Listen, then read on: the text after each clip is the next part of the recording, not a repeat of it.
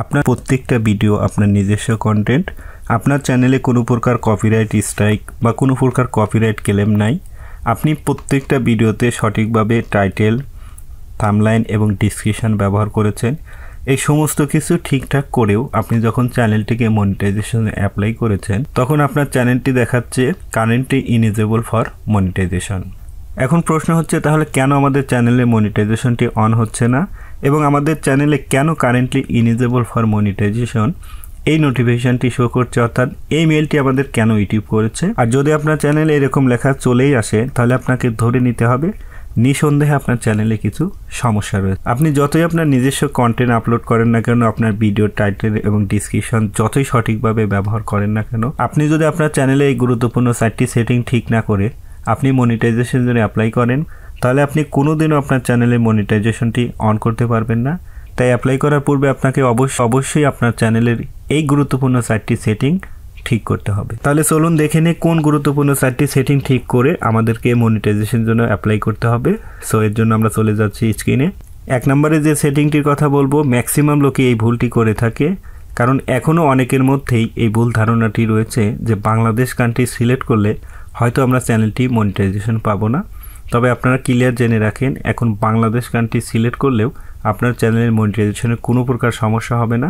আপনি যদি country Bangladesh select করেন, তাহলে আপনি 100% আপনার চ্যানেলের যদি সব কিছু ঠিক থাকে, তাহলে আপনি মনিটাইজেশন পাবেন। আর এখানে ভুলটি হচ্ছে, আপনি যখন নতুন একটি অ্যাডসেন্স অ্যাকাউন্ট ক্রিয়েট করছেন, সেখানে কিন্তু কান্ট্রি হিসাবে আপনি বাংলাদেশ সিলেক্ট করেছেন এবং আপনি কিন্তু বাংলাদেশের একটি পোস্ট কোড ব্যবহার করেছেন। কিন্তু আপনার চ্যানেলের মধ্যে যে কান্ট্রি সেটিং রয়েছে, সেখানে আপনি ইউনাইটেড স্টেট বা ইন্ডিয়া বা বিভিন্ন দেশ অনেকেই সিলেক্ট করে থাকে। কারণ অনেকেরই ধারণা, আমি যদি অন্য কান্ট্রি সিলেক্ট করি হয়তো বা মনিটাইজেশনটি আমি তাড়াতাড়ি পেয়ে যাব। কিন্তু সে যখন গুগল অ্যাডসেন্স অ্যাকাউন্ট ক্রিয়েট করেছে, সেখানে কিন্তু বাংলাদেশ সিলেক্ট করেছে আর চ্যানেলের মধ্যে দেখাচ্ছে ইউনাইটেড স্টেট। আপনার চ্যানেলটি যখন আন্ডার রিভিউতে থাকে, ইউটিউব এই সমস্ত বিষয় কিন্তু চেক করে দেখে। যখন দেখবে আপনার অ্যাডসেন্স অ্যাকাউন্টের কান্ট্রি বাংলাদেশ, কিন্তু আপনার চ্যানেলের কান্ট্রি রয়েছে ইউনাইটেড স্টেট, তাহলে আমি আপনাকে এই মুহূর্তে এক্সামিনার হিসেবে সিলেক্ট করলাম। আপনি যদি একটি চ্যানেল রিভিউ করেন, যদি দেখেন যে 2 জায়গায় 2 কান্ট্রি সিলেক্ট করা রয়েছে, তাহলে কিভাবে জাজমেন্ট করবে? আর এটি 1 নম্বর কারণ হতে পারে আপনার চ্যানেলের মনিটাইজেশনটি অন না হওয়ার ক্ষেত্রে।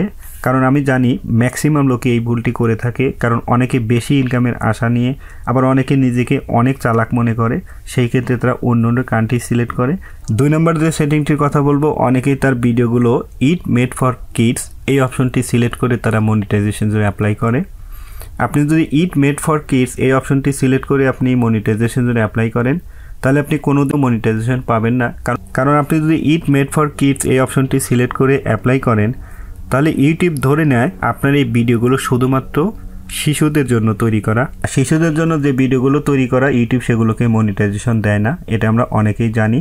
তাই আপনাকে অ্যাপ্লাই করার পূর্বে অবশ্যই it not made for kids এই অপশনটি সিলেক্ট করে তারপর আপনাকে অ্যাপ্লাই করতে হবে। আর আপনি যদি ইট মেড ফর কিডস এই অপশনটি সিলেক্ট করে অ্যাপ্লাই করেন, তাহলে আপনার চ্যানেলের সমস্ত কিছু ঠিক থাকলেও আপনার চ্যানেলের মনিটাইজেশনটি কিন্তু অন হবে না। তাই আপনাকে অবশ্যই এই বিষয়টি খেয়াল রেখে তারপরেই অ্যাপ্লাই করতে হবে। আর 3 নম্বর হচ্ছে, তাদের চ্যানেল নতুন, তারা অনেকেই এই সাবস্ক্রাইবার কাউন্ট এই অপশনটিকে হাইড করে রাখে।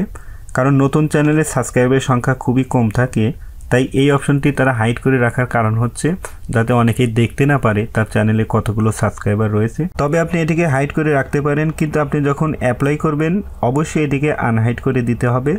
কারণ ইউটিউবের রুলসে কিন্তু এটি স্পষ্ট বলা রয়েছে, আপনার সাবস্ক্রাইবারের সংখ্যা অবশ্যই সেটিকে আনহাইড রাখতে হবে। আপনারা অবশ্যই অ্যাপ্লাই করার পূর্বে ইউটিউবের যে পলিসিগুলো রয়েছে সেগুলো একটু দেখে নেবেন। পলিসিগুলোতে কি কি বলা হয়েছে এবং কি কি বিষয় আপনার চ্যানেলে চেক করে, এই নিয়েও আমার চ্যানেলে একটি ভিডিও রয়েছে। আপনারা ইচ্ছা করলে সেই ভিডিওটি দেখে আসতে পারেন। আমি ভিডিও লিঙ্কটি ডিসক্রিপশন বক্সে এবং আই বাটনে দিয়ে দেব, আপনি ওখান থেকেও দেখতে পারেন। আর আজকের এই ভিডিওতে আমি আলোচনা করছি যাদের চ্যানেলের প্রত্যেকটা ভিডিও ঠিক আছে, তবু আপনার চ্যানেলে শো করছে কারেন্টলি ইনেজেবল ফর মনিটাইজেশন। শুধুমাত্র আজকের ভিডিওটি কিন্তু তাদের জন্য। আর আপনার চ্যানেলে যদি মাল্টিপল সমস্যা থেকে থাকে, এই নিয়েও আমার চ্যানেলে একটি ডেডিকেটেড ভিডিও রয়েছে।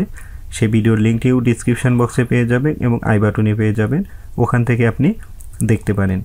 আর আজকের এই ভিডিওতে গুরুত্বপূর্ণ শুধু 4টি সেটিংয়ের কথাই উল্লেখ করছি। 4 নম্বর এবং আজকের ভিডিও সর্বশেষ যে সেটিংটির কথা বলবো, আসলে মূলত এটি কোনো সেটিং না, আপনারা এটিকে চ্যানেল কাস্টমাইজও বলতে পারেন। অ্যাপ্লাই করার পূর্বে আপনি অবশ্যই আপনার চ্যানেলের জন্য একটি আদর্শ চ্যানেল আর্ট এবং আদর্শ একটি লোগো ব্যবহার করবেন। আপনার চ্যানেলে ব্যানার আর্ট এবং আপনার চ্যানেলের লোগো আপনার চ্যানেলের আইডেন্টি ক্যারি করে।